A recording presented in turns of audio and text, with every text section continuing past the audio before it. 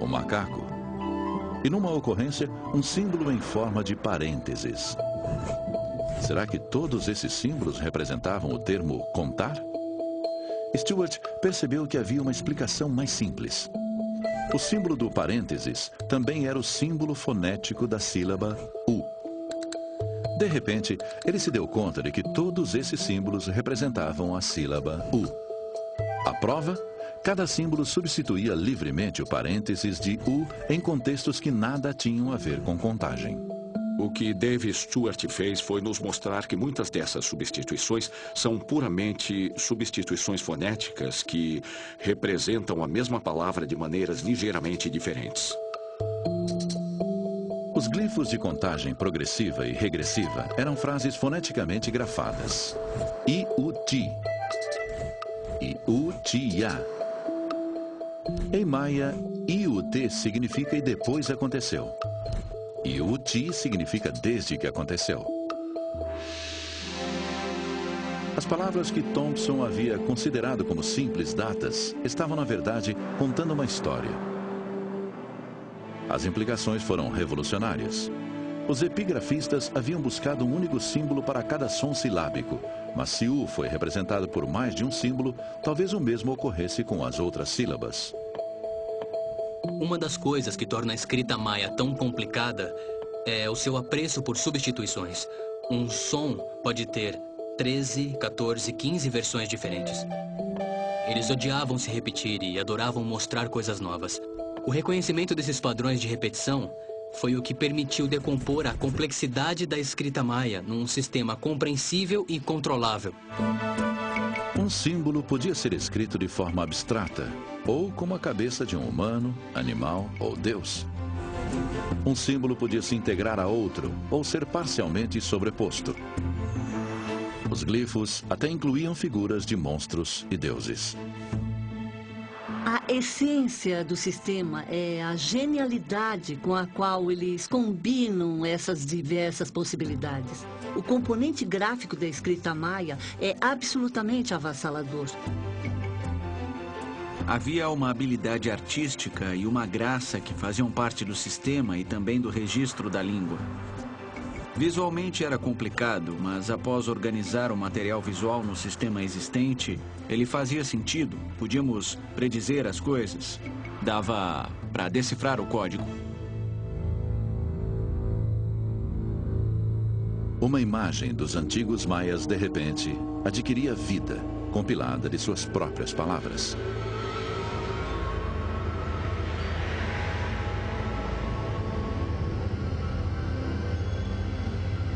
Alguns glifos simplesmente descreviam bens pessoais.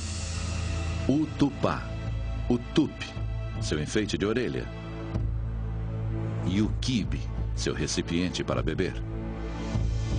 Estão descrevendo objetos especialmente importantes que pertencem à corte real. Devem ser presentes que receberam ou deram. Fazem parte de um processo social que ajuda a unir essas sociedades. Logo emergem ideias mais esotéricas na escrita. Havia glifos descrevendo seres sobrenaturais apavorantes. À medida que fluem as leituras, começa a emergir uma visão mais complexa dos maias. Em vez de pacíficos sacerdotes astrônomos observadores de estrelas, os maias revelam-se iguais a qualquer outra civilização, com muitos conflitos. Um dos grandes motivos de sua fama era o número de prisioneiros que ofereciam aos seus deuses e ancestrais. Periodicamente, eles também se envolviam com o sacrifício mais precioso de todos, que era ofertar o próprio sangue. A partir dos glifos e da arte, emergia a psique dos antigos maias. Agora víamos o povo maia de um modo geral. Podíamos olhar para um objeto de arte maia, para as inscrições no topo dos vasos e entender o que eles faziam.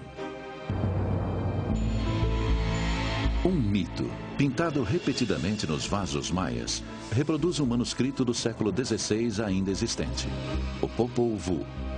Ele conta a saga de dois irmãos gêmeos convocados para o além. Eles disputam um jogo de bola contra os senhores do além, mas são derrotados e sacrificados. A cabeça de um dos irmãos é decepada e pendurada numa árvore. Surge uma moça que é filha de um dos senhores do além. Ela conversa com a cabeça e a cabeça cospe na mão dela. Naturalmente, ela fica grávida. Banida do além, ela acaba dando à luz a um segundo par de gêmeos. Eles se tornam guerreiros habilidosos e retornam ao além para combater seus senhores. Após uma série de truques inteligentes, eles ressuscitam o corpo de seu pai, o deus do milho, e trazem comida para seu povo. Depois, eles se elevam, transformando-se no sol e na lua. Esse é o mito mais importante que temos conhecimento no Novo Mundo. Provavelmente é o trecho literário mais importante já produzido no hemisfério ocidental. A decifração não só esclarecia o mundo íntimo dos maias, como também elucidava as lutas pelo poder que dilaceravam suas grandes cidades-estados. Ficou claro que do século III ao IX, o mundo maia foi dominado por superpotências beligerantes. Começamos a ver sangue por todo lado na iconografia e nos hieróglifos. Não eram um povo pacífico. Os glifos revelam o caos. Chuk, capturar. Hub, destruir uma cidade. Pul, queimar. Chak, decapitar. Um escriba escreveu sinistramente.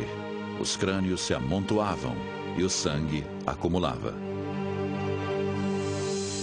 No último monumento datado de Copan, o grande rei Yash-Passá entrega o cetro para seu sucessor, indicando o surgimento de uma nova dinastia. Mas esse novo reino jamais começou. O escriba que contava a história fugiu, deixando o monumento inacabado. O reino não podia mais sustentar reis ou artistas.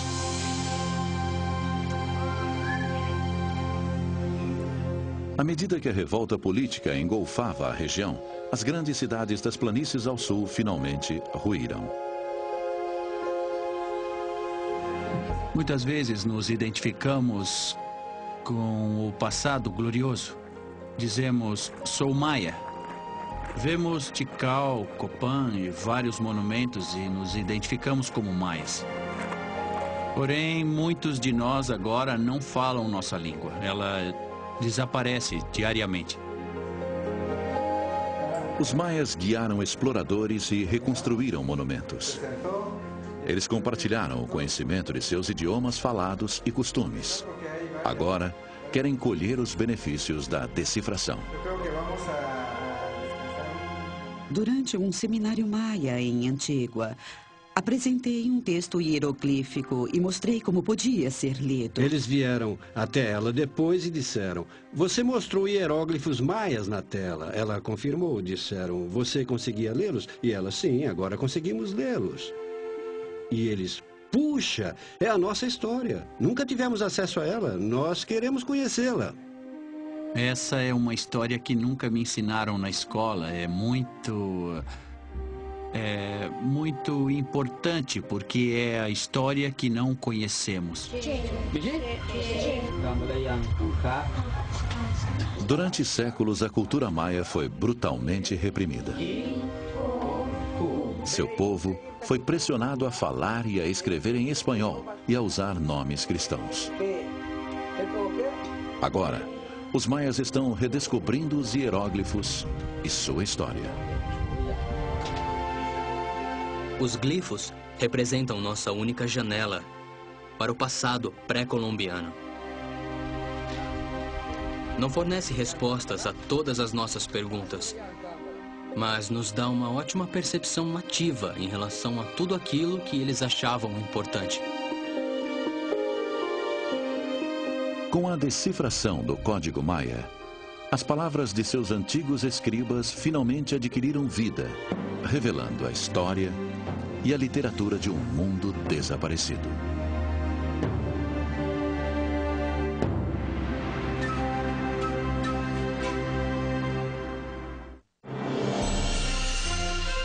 Versão brasileira, DPN Santos.